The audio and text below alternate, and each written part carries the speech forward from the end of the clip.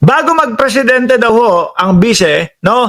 Issue sa confidential funds, dapat unang harapin ni BP Sara. Oo nga. Ano yung kakalimutan na lang natin? Kakalimutan na lang natin, papayag ba ang mamamayang Pilipino ng ganun? Siyempre ako, hindi ho. Kaya nga po ako, mga kababayan, sabi ko, at inaabangan ko yung Pebrero ho, no, next year. Bakit po? Diyan muling mag-i-impeach, no, ang Congress, mga bossing. At diyan huli, lalagda or boboto ang mga congressman kung itutuloy nila yung impeachment kay Sara Duterte, no? Kasi yung una, mga kababayan, itong 2025 impeachment po, hindi naman po nila naipagtanggol ang vice-presidente.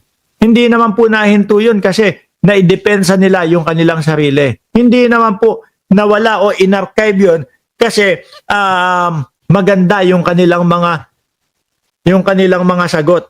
Wala pong mga nangyaring sagutan, wala pong nangyaring paglatag po ng mga ebidensya kasi ang ginawa nila, mga bossing, dinali nila sa technical yung impeachment na ho na iyon.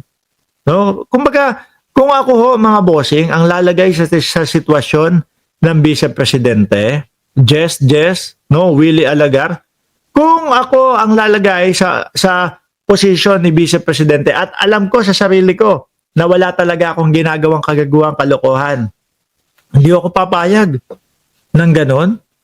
Yung sasabihin, ma'am, okay na po. O hindi na po matutuloy yung impeachment. Ay talaga? O bakit? Kasi po, binutasan po namin sila doon sa technicalidad. No, hindi naman binutasan. Kumbaga, nabutasan po namin sila doon sa technicalidad. Ano ibig mo sabihin sa technicalidad? Di po ba bawal magpasok ng 2 impeachment sa isang taon? Oh, okay. So, ngayon, wala nang impeachment. Wala na po. No? Pero yung pangalan ko,